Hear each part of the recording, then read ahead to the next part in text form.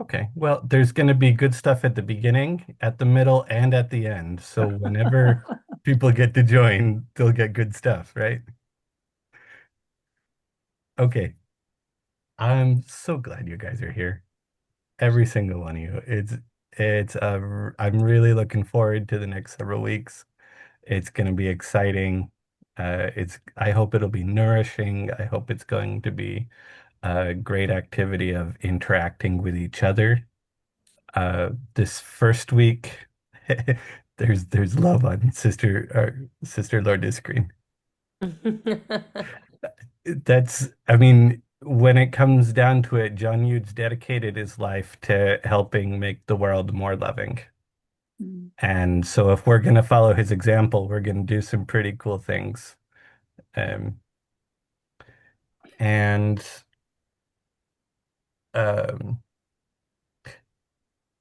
I'm hoping that as we go through, it's going to be like a book club where once we get into the rhythm of things, we'll have read ahead, and we'll be able to discuss things and everyone bring their opinion, their perspective on what we've been reading. I think that's going to be really valuable and really, really neat to hear from so many voices. Uh, the first session, I think it's going to be a little more of my voice, just to help orient us, get us all moving in the same direction. Um, One tool for that I wanted to make sure everybody gets, there's a syllabus or like an outline. Mhm. Can raise your hand if you did not get the syllabus? Sister Lourdes didn't. Okay, we can make sure you get a copy of it. I don't think It I got one. okay. I don't Okay. know. Who didn't get it? Sister Lourdes and Mina? And Mina. Yes. Okay, let me send it right. Is that how to join the Zoom and it tells the whole formation book and readings? Is that what we're talking about? There was an email that came out that had a bunch of the information from the syllabus. It had an outline of what readings we're going to do each week. Right. Oh, wait a minute. I'm going to retrieve it because we had a fewer emails, so I There thought were it was the same thing. So Everybody gets so many emails every day. All of us do, right? So if you didn't get it, that's okay. We can put it right at the top of your inbox, make it really easy to get. Um, Okay, good. Okay. yeah, the welcome bells. Father looks Bill like is Father Bill might be here. Oh, on his iPhone. Um, so the syllabus kind of has an outline, the roadmap.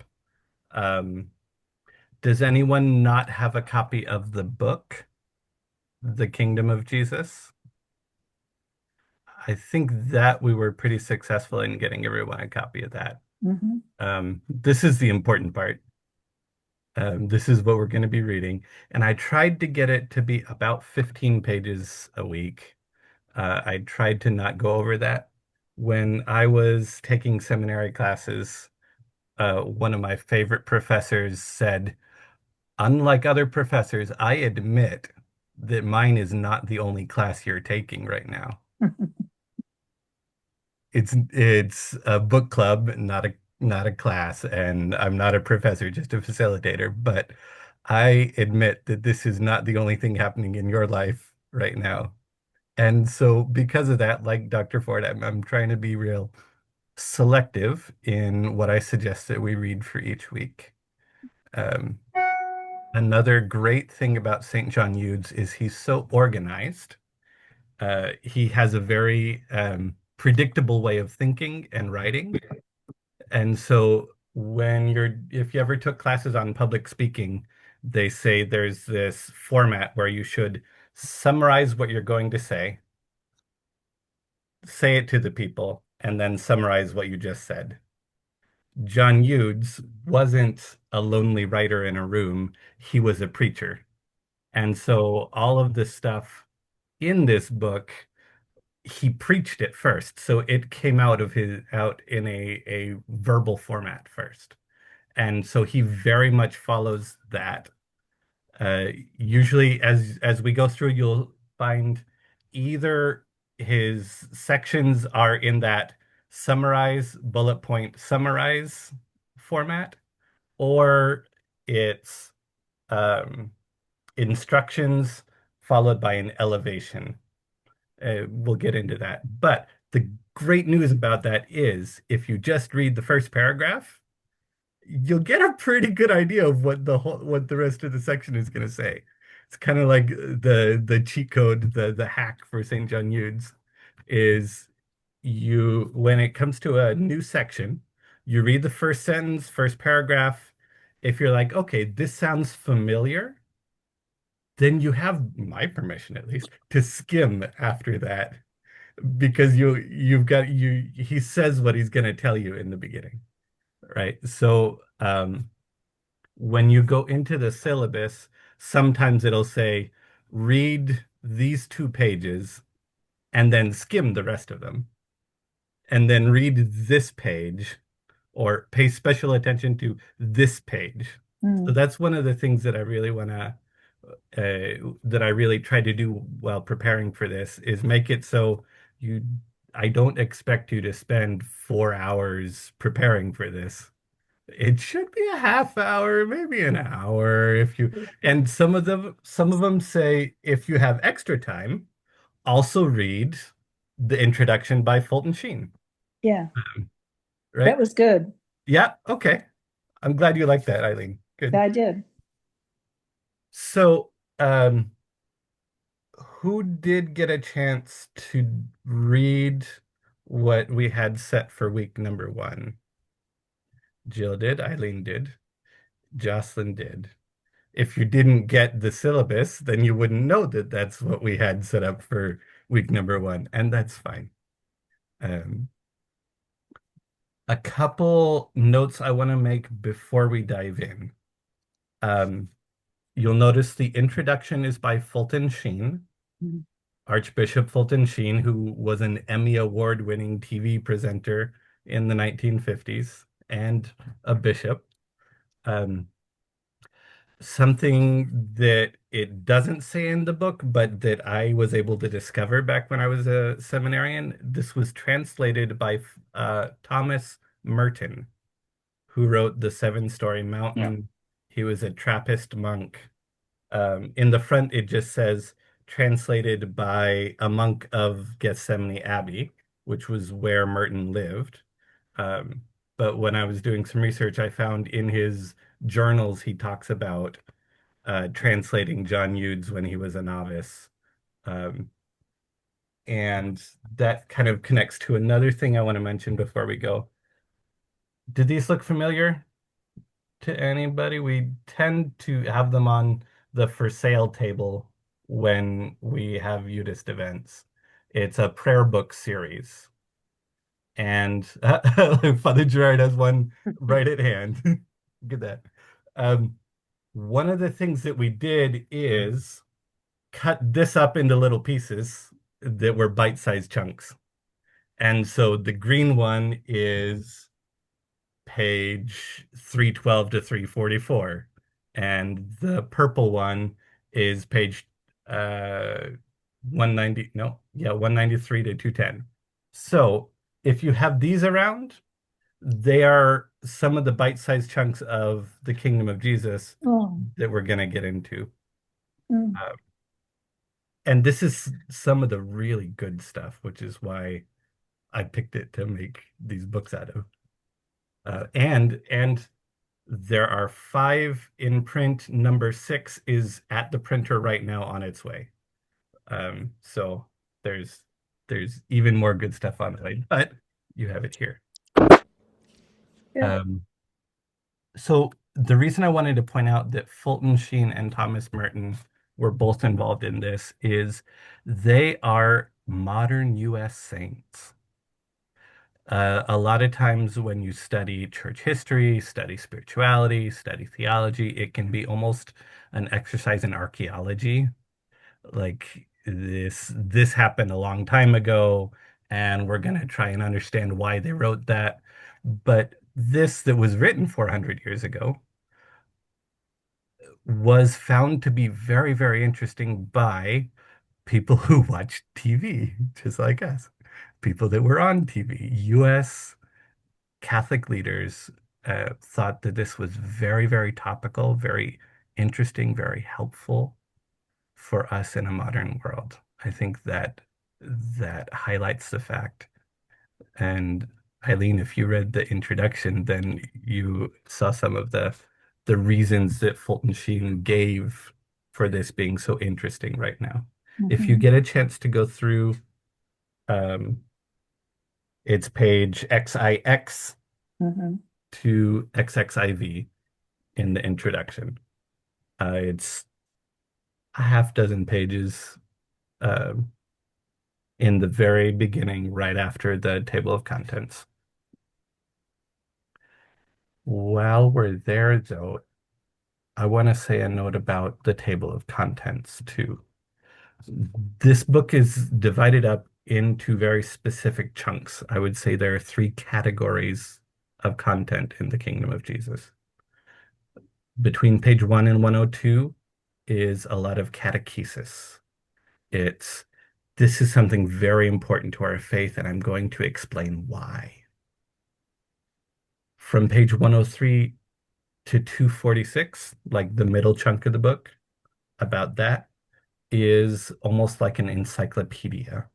It's at this time of day, you can pray this.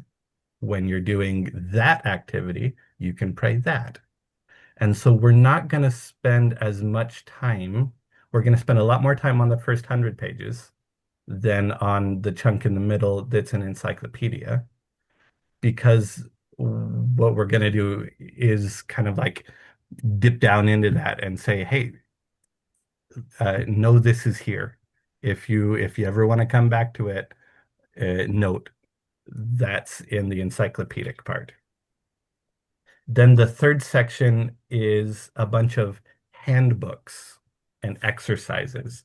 And in fact, that's one of the reasons why book number 5 we publish separately. It is a self-directed retreat that you can give yourself on your birthday. It's a really beautiful thing that he did.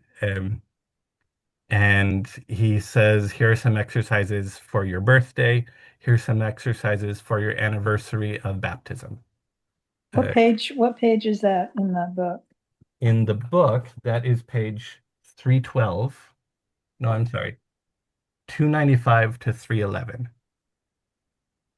And one of the things I want to do by Oh, the I end of the see. 10 weeks, sometime between now and Easter, it'd be great to do a day of recollection. And maybe we can pull out some of his self-directed retreat material for doing a retreat day together. Um, I also want to make John Eudes rosaries on that day too. He has special rosaries that are 34 beads. And so Really? uh, Yeah, yeah. my mom taught me how to make rosaries out of rope and beads, and it'd be fun if we could do that all together too when we get together. Um, any other thoughts on that? There are the three sections in the book. He's got his catechesis, his encyclopedia, and his handbooks. The handbook, which is number 6 that is at the printer right now, is a handbook to a self-directed retreat to prepare for a happy death. And he recommends we do that at the end of the year every year. Um, and that's that section at the very end. So we're going to spend most of our time looking at the first 100 pages. I think that's important because you don't have to look at it and say, "Wow, we're going to read through all of that in 10 weeks." Don't worry. Don't worry. Don't worry. Calmate.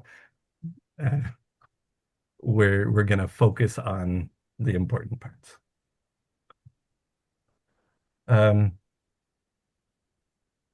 anything else on that note? Any commentary so far? A question, Steve. The booklets, are they? Did you retain Fulton Sheen's translation, or did you modernize the vocabulary? When there were thee thou thines and thou deignest to abase thyself, we did make it Okay. more um, accessible language that can get in the way. Other thoughts, questions? Okay. Another thing I did want to say before we dive in, why this book? He's got a whole shelf full of books. Why this one? Right? And I think that's an important question to answer. And it, I think it's even more striking when you think this book, The Kingdom of Jesus, was written in 1937. He was younger than I am when he wrote this book. Um, he was a 36-year-old. Not 1937. 1937? Thank you for correcting that. I'm like, what? 1637. I'm glad you got that, Eileen. Thank you. 1637 is when he wrote it. Yeah. Um, he was 36 years old. He had been a priest for just over 10 years. Um, and uh, it worked. He had thought out his spirituality so carefully that this same book was uh, was used throughout his career. He gave 110 or 112 parish missions in his life, and he would hand out copies of this book. And so every 2 or 3 years, it would sell out, and he would have to get it reprinted. Um, it he had thought through so carefully his spirituality that it stood for most of his life as a really good summary, with two exceptions. So for the most part, it's a great summary of John Eudes' spirituality. The one of the two things that happened was the year after he wrote it, he met a woman named Marie de Vallée, and she was a mystic. She taught him a lot. They were kind of like spiritual friendship, spiritual companions. And up until he met her, he had this prayer, the Ave Cor, Hail, Mhm. Heart Most Holy, Hail, Heart Most Meek. And it had one less Hail, Heart Most. And when he met Marie de Vallée, it was at her recommendation that he added Hail, Heart Most Merciful. So you may have heard of John Eudes talked about as a missionary of mercy, and mercy being so central to him. Um, one of his biographers, Father Milson, I think it was, said that he was kind of teetering at the edge of rigorism and uh, the heresy, the Jansenism. He could have gone that way. He could have gone into being overemphasizing God's judgment and his anger at sin. And Marie de Vallée pulled him back and had him add Hail, Heart Most Merciful. And so there may be some times in the book where he does have a bit of a heavy hand when he talks about God's anger. And I think we're going to dive into that next week, in fact. Um, so one thing is he emphasized mercy more later in his life. The other thing is he found the metaphor of the heart. And that's one thing that in his final book, The Admirable Heart of Mary, he says, you know what? Baptism is kind of like a heart transplant. You know what? Virtue is kind of like having God's heart. Mary's heart, like she conceived Jesus in her heart before she conceived him in her womb. He found the heart as a central metaphor to explain everything, to build everything around later on in his life. Um, in here, though, he builds it around a spirituality of the mystical body. And that I do want to get to before we end today. He talks about Jesus was a human being with two bodies, and we are that second body. Um, if you were able to get to the reading, if you knew that there was reading, you may have gone over that. The two bodies of Jesus. Um, I think that's everything that I wanted to highlight and underscore before we dive into the text itself. Any other thoughts before we start looking at pages? I just had a random question for you about the 34 beads on the rosary. Why is it 34? Aha. Aha. Yep. Father Gerard likes this one. I like this one too. John Eudes was so pro-life. We know that Jesus was 33 years old when he died, but he lived for 9 months in the womb of Mary. And so he was actually, John Eudes is so pro-life, life begins at conception. Jesus' life on earth was 34 years long. Oh, okay. Okay, And that's cool. isn't that neat? Yeah. It's it's a random question, but it's a fun random detail. You're right. Oh, yeah. Yeah, absolutely. Mhm. Any other thoughts? And you will have also the 34 flames of at the end of the book. Yep. So 34 pops up a lot in the book. He's got 34 flames of divine love are an exercise to inflame the heart to love God more. And he has the Rosary of Jesus Mary, where you say the name of Jesus and the name of Mary 34 times. And the Rosary of the Eternal Father, where again it's 34. There's five, six things in here where he really uses that number 34. And I've got a rosary around that I made. There it is. So I thought it'd be really cool, and so I made one, and we can all Cool. make one. There it Yeah. is. Uh-huh.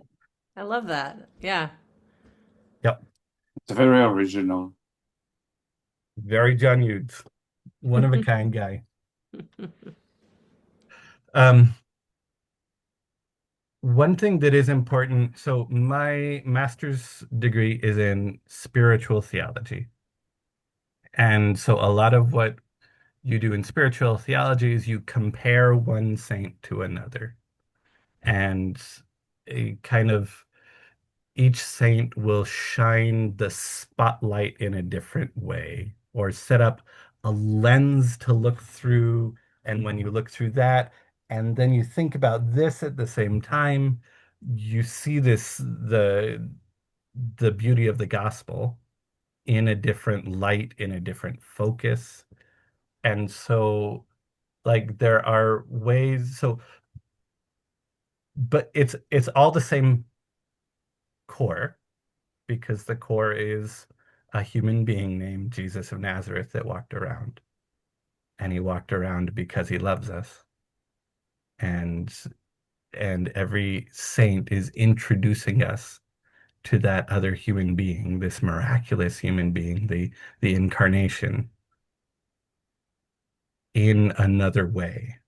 And so there are ways where John Eudes and Saint Anselm might have very different it might sound like they contradict each other, but what's happening is they're shining different lights. They're doing different emphases. They're saying, well, let's think about this first. Um, and I find that John Mude's way of prioritizing the good news and the elements within it is something really useful and helpful today. Thomas Merton thought the same thing. Archbishop Fulton Sheen thought the same thing. Um,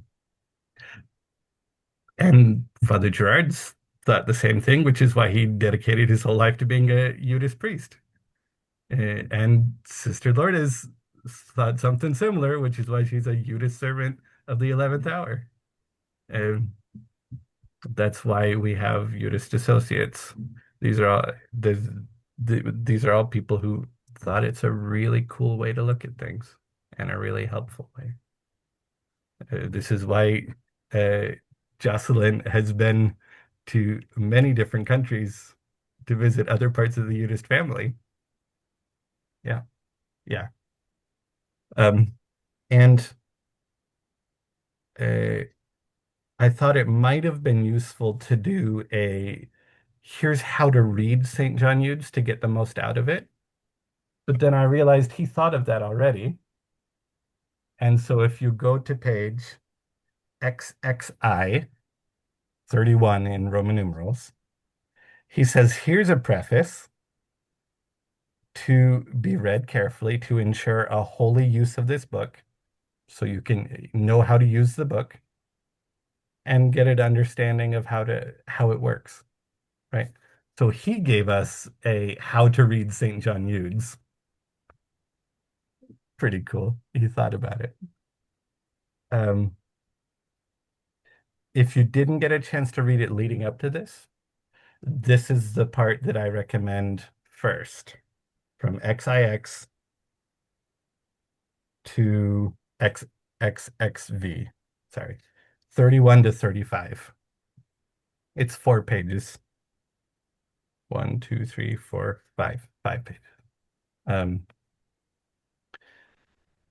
and in it, he talks about his goal. Um, in it, you'll see that it's very much a mystical body spirituality.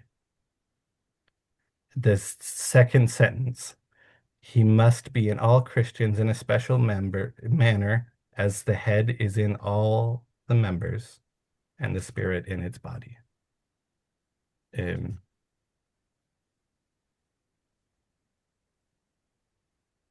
you'll see he talks about why it's called the life and the kingdom of Jesus. And this is going to tie into next week when we talk about deicide, the killing of God, um, which is a thing he talks about in later chapters. But Jesus longs not just to be the king of us. Jesus wants to be our king because he knows how life should be, but he also wants to live in us. So, yes, it's about the kingdom of Jesus, about the kingdom of heaven, but it's also about the life and kingdom. And we'll find as we go through that John Eudes, he loves to stack words and he loves his bullet points. Uh, but he does it with malice and forethought. He does it with intent, you know.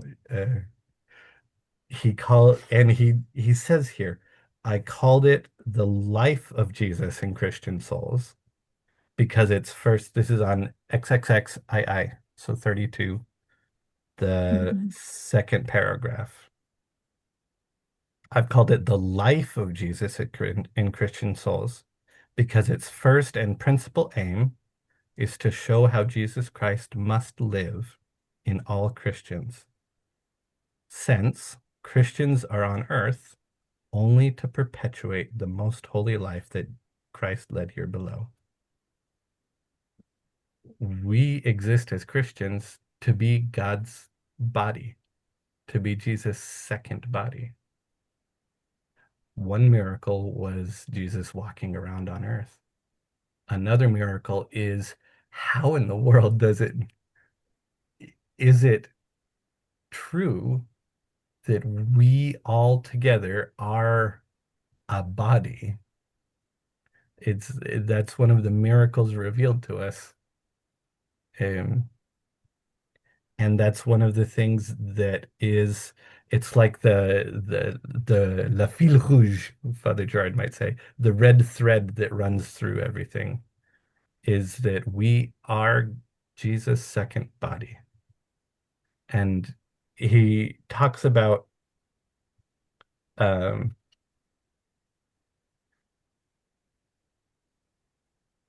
on page 34, he says, I've said the same things over and over again in many places, but I've done so on purpose, both to give you a clearer understanding and to impress more deeply on your soul certain fundamentals. So there are these central ideas that he comes back to over and over again. And one of those that I really hope that we all are able to grasp by the end of this is this idea that we together form Jesus. Teresa of Avila is accredited with having said, Christ has no hands now but yours, no feet but yours to carry the gospel to the good news, right? And that is absolutely central. And John Eudes says it over and over again. The Christian life continues and fulfills. And he's not using two words there just to hear himself talk. We continue the life of Jesus and we fulfill it. This was his idea all along. It wasn't, oops, I'm leaving the earth. I guess I'm gonna have to put Christians in there to keep it going. That was the idea of God from the very beginning, is that Christians would be one body with so many Jesus hands. And one of these pages says, we must be so many little Jesuses on earth. And so it is another pairing of words you're going to hear over and over again. When a Christian does something in a Christian way, we do it in honor of and in union with. And so when we are loving to another person, we're doing that in honor of Jesus. Jesus did it, and so we want to be like Jesus. But it's more, because we're also doing it in union with Jesus. And so I like to say that the Christian, the baptized Christian, when acting in a Christian way, I like to paraphrase John Eudes this way, is the true presence of Jesus.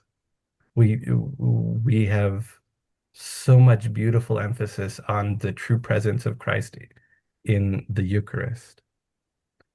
And John Eudes shines the light on the true presence of Christ in the baptized Christian.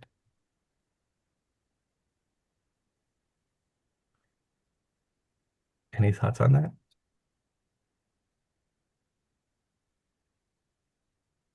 A lot to take in. Mm-hmm. And so he breaks it down for us. If you go to page 33, XXXIII, Yeah. the bottom half, he says, Mhm. Part 1 outlines what you should do Mhm. during the whole course of your life to make Jesus live and reign. Part 2, a few devotional exercises. 3, what you should do every day. Part 4, what you should do every week. Part 5, what you should do every month. Part 6, what you should do every year. John Eudes has this amazing capacity to be deeply mystical and almost stupidly practical. And like just so specific. Okay, if we want Jesus to live and reign in us, here's something you can do when you get up in the morning. He doesn't leave us in he doesn't leave us in the clouds. He's got his feet on the ground too.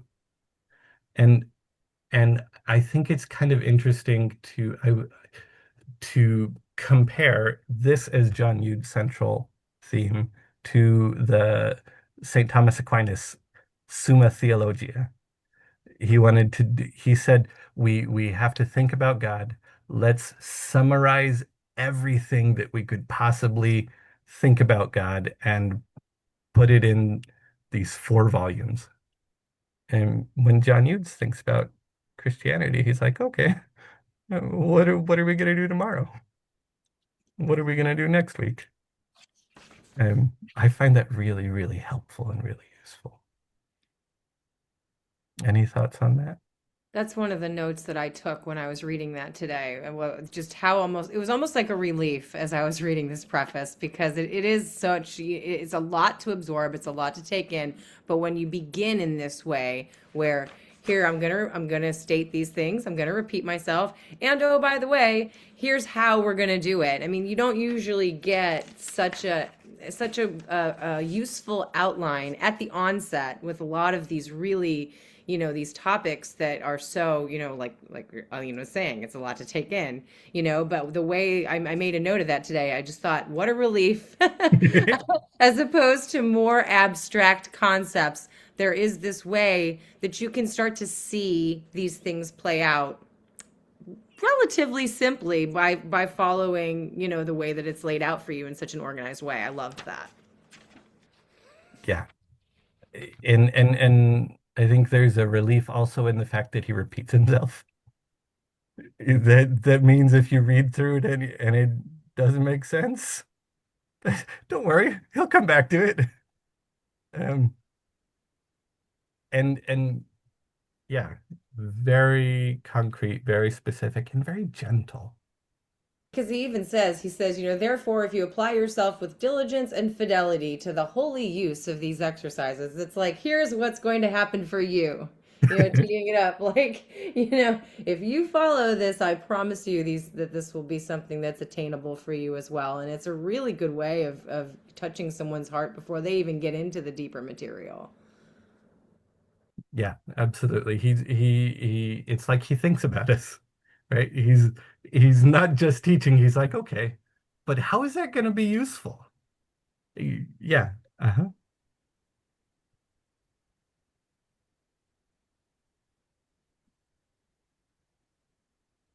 Other thoughts?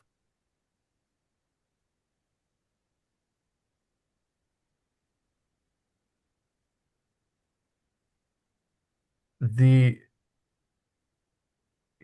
This last paragraph in the preface, he says, as a reward for my slight labors, I ask you in the name of the one who is all love for us, that as often as you open this book, you may give yourself to Jesus. Just that, okay, like John Hughes comes back to this over and over again too. This was Jesus' idea in the first place. Right? He's the one directing this. And so we can try our best to absorb the good material. Some weeks we're gonna be able to read it all. Some weeks it's gonna like make light bulb moments for it. Some weeks it's not. And that's okay. It- because Jesus is the one in charge of this. And the other red thread that goes through this, there's a point on, it's skipping ahead, but it also comes back to this theme song that I want to have for the whole thing. On page 79, he says, our wish, our uh, objective, and our prime occupation should be forming Jesus in us. There's a reason he puts our wish as the first thing, because a wish it's a passive thing. It's I I hope Jesus makes my heart like his. I hope it happens. Good thing he's in charge of it, right? And so whenever we're opening this book, there's an active thing happening. Our chief occupation should be the formation of Jesus in us. We are working our darndest, we're working our little tails off. But before that, it's our wish that the person who is all love for us The person who called us first, the person who's really in charge of all this, Jesus, keeps doing the good work that he already began. Hey, Steve, Yeah. any idea of how many baptisms St. John Eudes performed? So that's an interesting question because he focused on people that were already baptized. Oh, wow. And so there's when people talk about like Jesuit spirituality and St. Francis Xavier, they talk about how Francis Xavier must have baptized 18,000 people, Wow. right? But John Eudes, he saw all of these Catholics around him who he says lived more like pagans than like Christians. And his goal was not to add another notch to his belt, right? To tick up the number of baptized Catholics. His goal was, can we make Catholics more loving? How about how many marriages he officiated? I don't know if so. John Eudes and Eudes spirituality in general, I don't think it has the focus on numbers Okay. that other spiritualities might. And so question of how many more moments were there Hmm. of love meeting love in the world thanks to him, Right.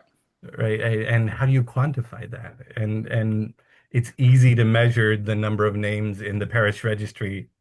That's a metric that you can look at. But um, I like to joke that the biggest shelf in the Eudist spirituality library are the biographies of John Eudes. Oh, well.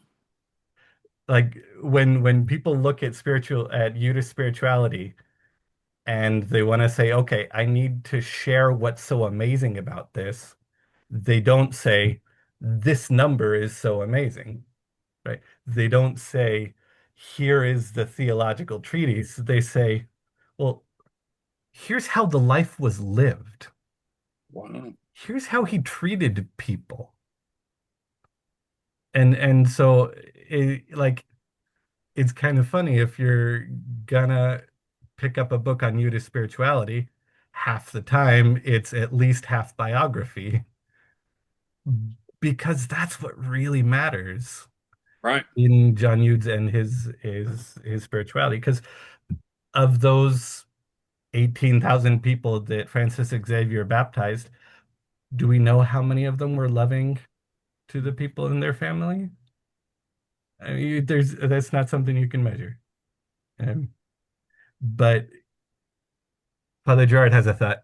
Yeah, no, just may add something. St. John Hughes was an educator of the faith, so he never was a pastor himself. Oh, wow. This is the role of pastors and parish priests to deal with the sacraments. Uh, so Steve is perfectly right, but it was not the focus because renewing people's faith. Wow. You probably see, you probably know what he said. It's so sad to the point of crying tears of blood. I don't know if it's in here in the kingdom or in a It's in the contract, man's contract to contract. God and Yeah. baptism. So, Yeah, he says like when you see a Catholic who has been baptized and become a child of God and an extension of the body of Jesus who doesn't live like a Catholic, it makes you want to cry. So that was his focus, was on let's let's tell baptized people how much dignity they have and what a miracle it is that they are Jesus' second body. Um, so I'm glad you asked the question though, Jordan, because I think that it allows us to underline something really unique about Eudes spirituality.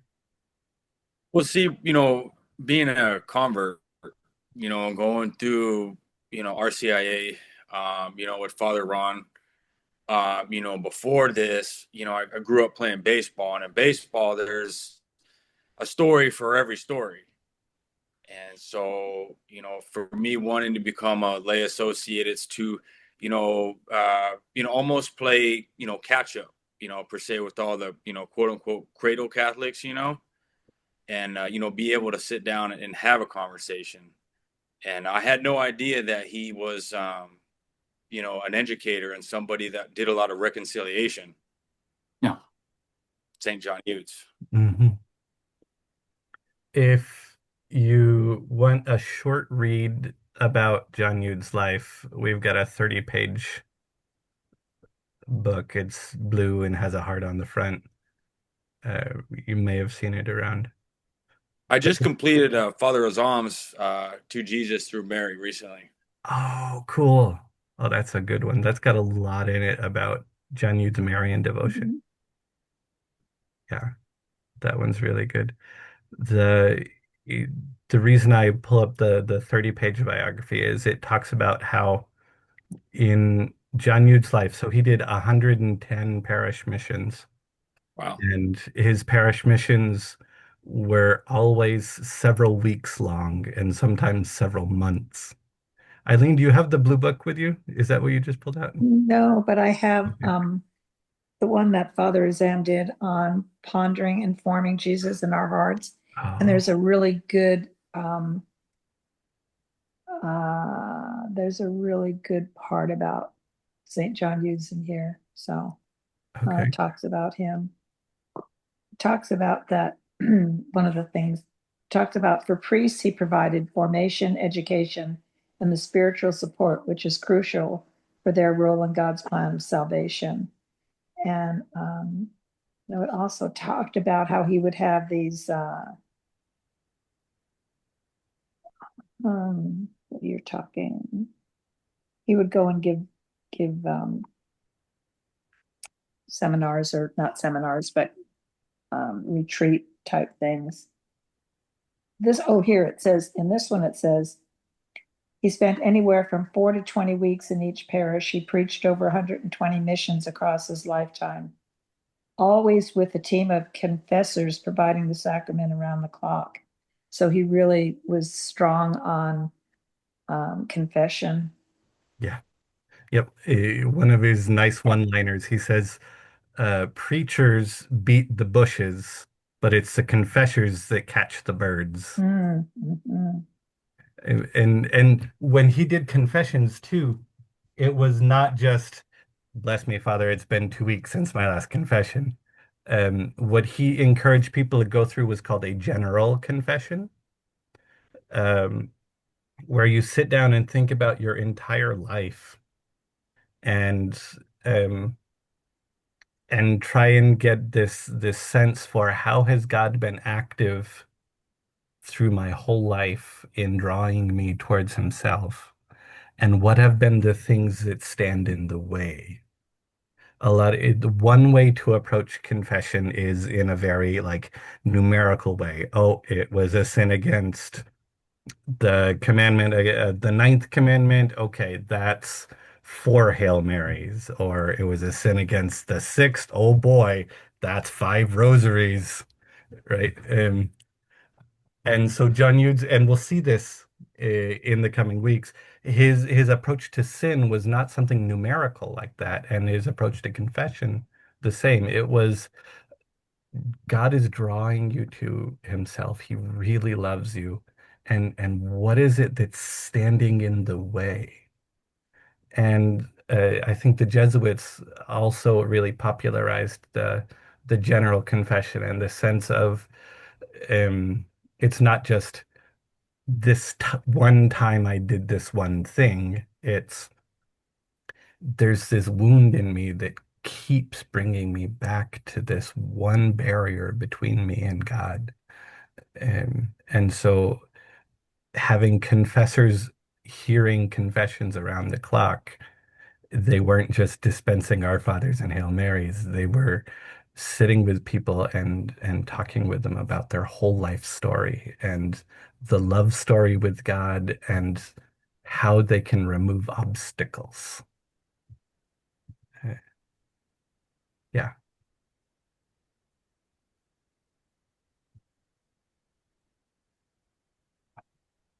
Other other good spots in that passage, Eileen? For me, Were there other parts from that passage that you wanted to read? um, I think you found a really helpful spot already, so thank you for that. you're welcome. It also talked about that in his mission, the crucial priest was the need of change. The need of change was the priesthood. So he was the priests of that time were, they could buy their priesthood or whatever. Anyway, I think we've talked about that in other sessions that we've met, but that the priesthood needed to change, and that's what he was really big on also. Yeah. Yep. Yeah. Helping Christians be more loving included helping priests be more priestly Mhm.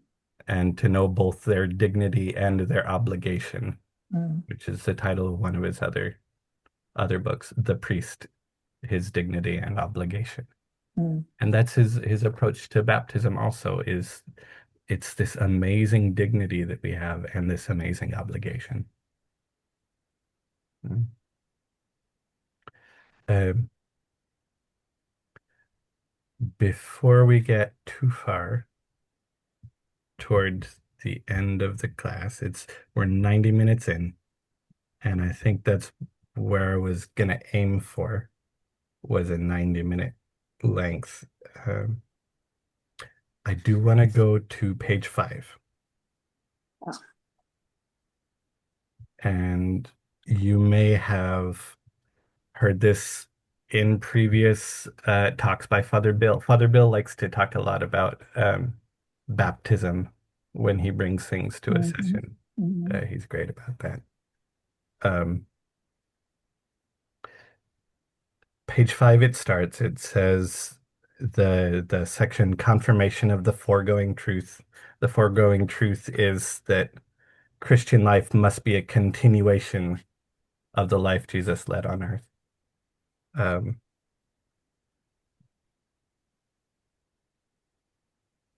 about halfway down, it says, Jesus, Jesus had not simply one body and one life, but two. First, there's his own personal body, which he received from the Blessed Virgin. That's the one that walked around. And then there is also his mystical body, namely the church.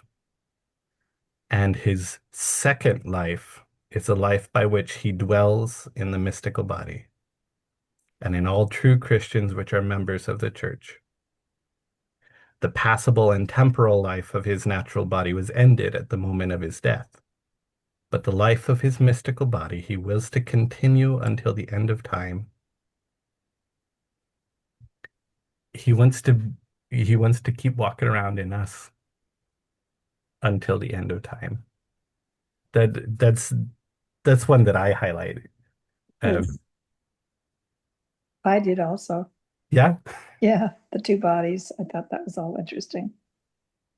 and that's going to be a red thread. We're going to keep seeing that over and over again, which is why I wanted. And so if you flip to page 6, the fourth line down, Oh, yeah. the sentence starts thus.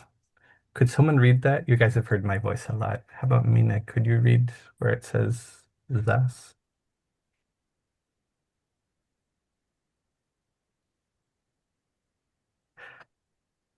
If you don't mind being, or if you'd rather not be put on the spot, that's okay. I can I can read it first. Okay, great. Thank you, Eileen. Yeah.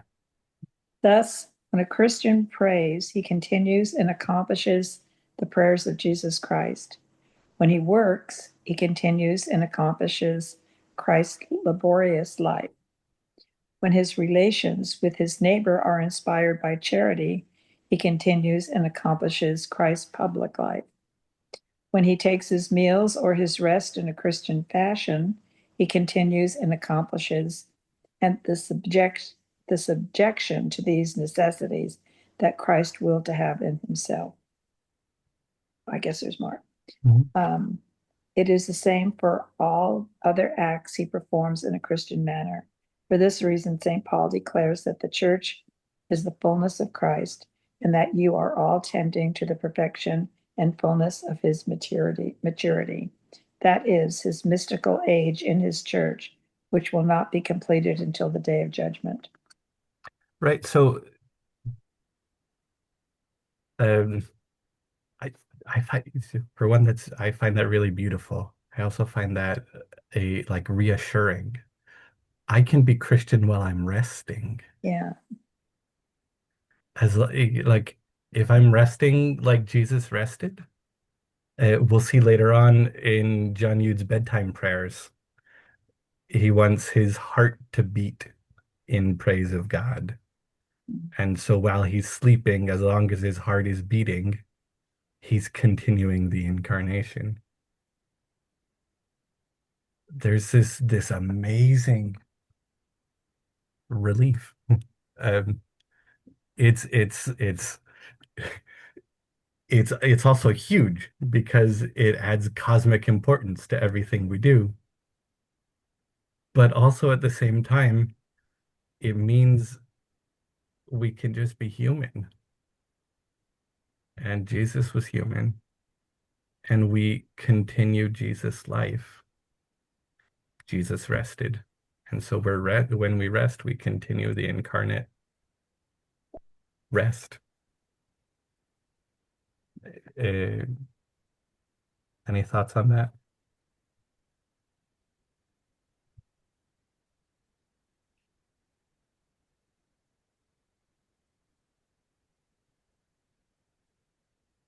That's one of the things that really, to me, encapsulates the idea of the true presence of Christ in the baptized Christian. Even when we're resting, we don't have to be like when people make spiritual combat the center of their spirituality, there's can sometimes be this sense that if they're not fighting, they're not being Christian. Or if people make apologetics the center of their spirituality. If they're not trying to convert people, they're failing as a Christian. Or if they make scholastics the center, if they're not studying, then they're failing as a Christian. And I really love that this is a spirituality where every single thing you do, you can continue to successfully accomplish Jesus' goal in becoming incarnate.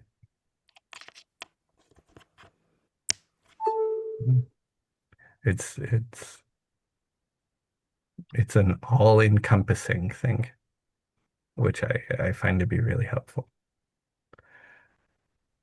I think that's probably an okay spot to conclude. It's a Any, beautiful thought. I mean, that's just, I mean, the idea of just, I mean, does that kind of tie into just being that you just being Christian is enough. You don't have to be anything else. Just whether you're in rest or whether you're in work, you're still the same level of being part of that body of Christ. yeah, yeah, absolutely. There's a Christian classic by Brother Lawrence called "The Practice of the Presence of God" that talks about this a lot too. Just it doesn't happen automatically. You do have to kind of remind yourself that you're continuing the incarnation.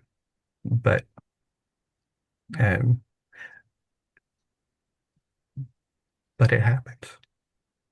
You can just be who you are, be human, and the presence of Christ is there. If you're doing things in a Christian manner. Mhm. which is what he tells us about the morning prayer, the evening prayer, the once a week reflection, once a month reflection, and once a year retreat. this is what we mean by that, right? Yeah, they're always to help you, to help us Christians become more loving. They're all exercises. That's one of the words he uses to describe what he's saying. Uh, This is what I really love about this book, that it's literally like a map to become a saint. Just follow what this book says, and ta-da, you're guaranteed to go to heaven. And even better than going to heaven eventually when you die, you're going to bring heaven with you Yeah. to the dinner table when you have dinner, to the gym when you go to the gym. I'm sure Jesus did some type of calisthenics or exercises or something, right? We so you can bring heaven and the true presence of Jesus to the gym. Yeah, And these are absolutely. exercises to help your presence be more Jesus presence. Yeah. Yeah. Thank you so much, Steve. Yeah. Um, Next week, I'm hoping that we can talk about the material between pages 11 and 24. Oh, you're Mhm. skipping the really good part. If you have extra time, 11 make to sure 20. to No, read. the foundations, the four foundations of Christian life and sanctity. That was really good. We Oh, didn't yeah, get we to did. that. That's right. I was hoping we were going to talk about faith Yeah.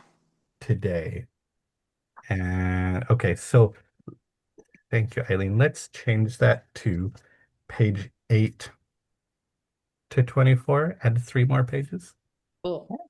8 Yeah. to 24. The first foundation is faith, and what I hope we can start off with then is the question, when you read starting on page 8, ask yourself the question, how does John Eudes define faith? Mhm.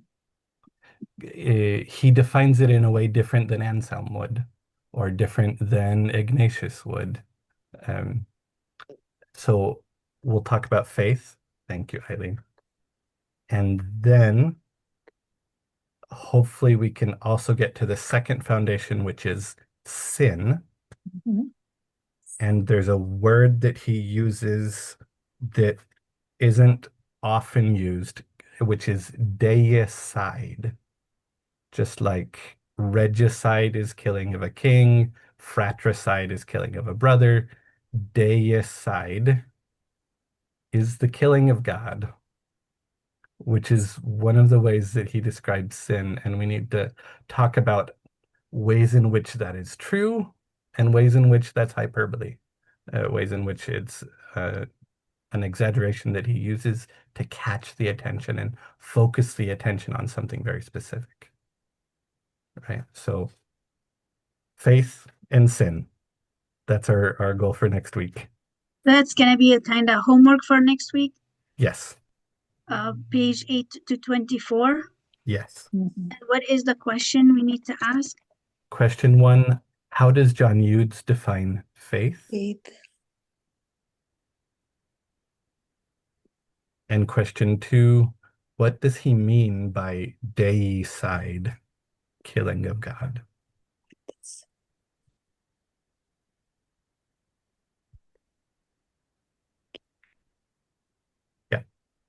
Yeah. Steve, one more question. How was St. John Eudes in respect to ecumenism? So, John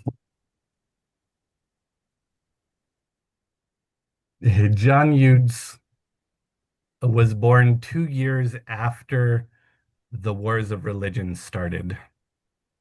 So when John Eudes was growing up, there were people who had been slaughtered by Catholics because they were Protestant. Their families had been slaughtered by Catholics. And then the king changed religion and Catholics were slaughtered by Protestants. So he lived in a time where uh, in France, the relationships between Protestant and Catholic faith had been bloody. Oh, And okay. so he was very much a voice of we need to bring Christian love Mm. to the way that we interact with other faiths. So, anything that he would say about ecumenism would have a very different context. Right, of course. We probably don't know, like, probably none of us here know someone personally who was slaughtered for their faith, but he did. So he did a lot of trying to heal the ecumenical divides.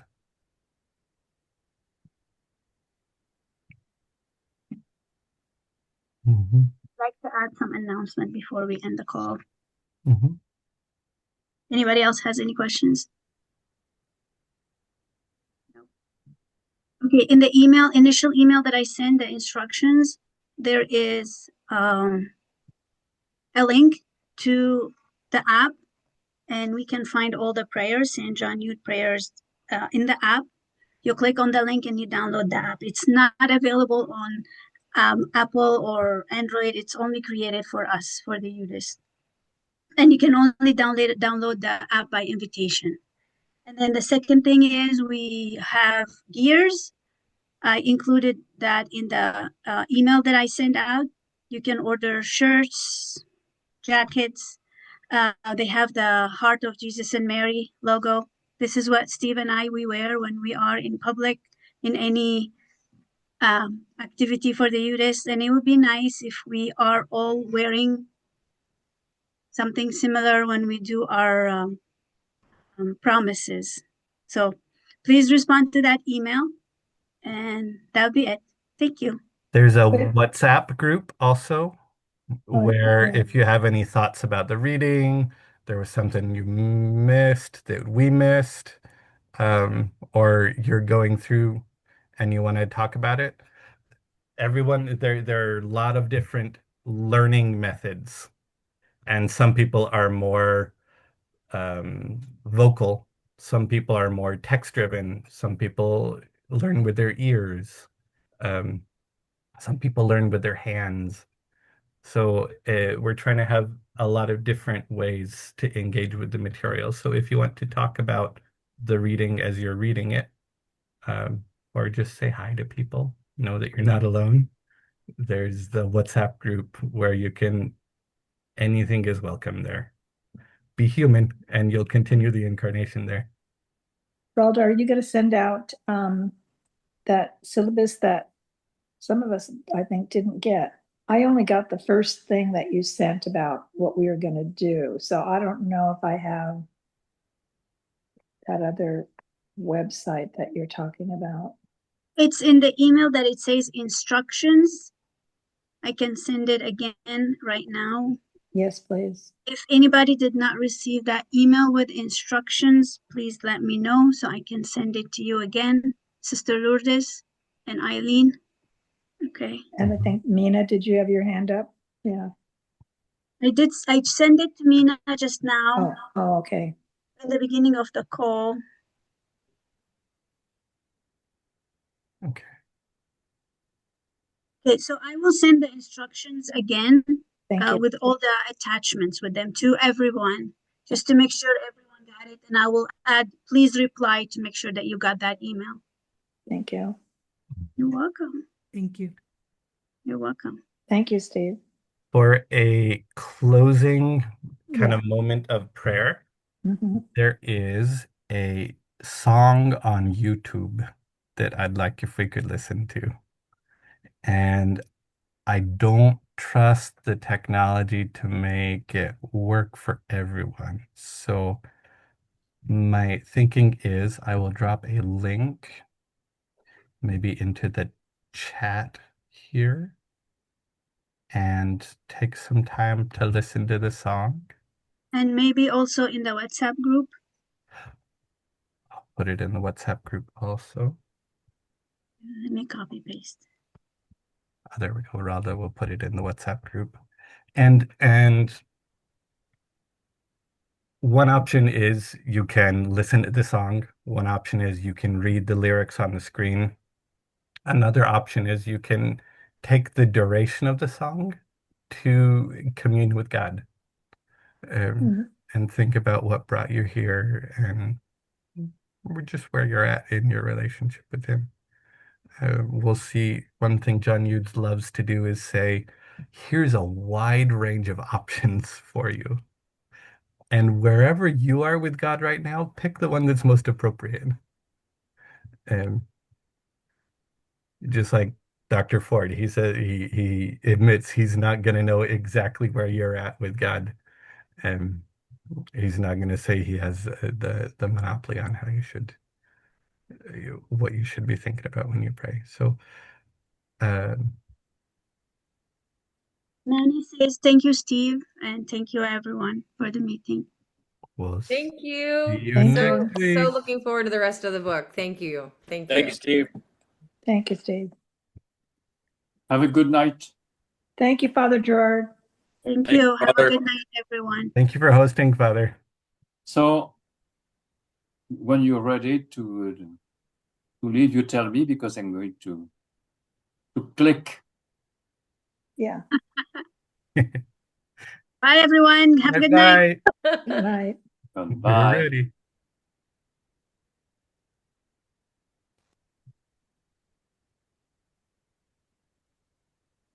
Stop the recording.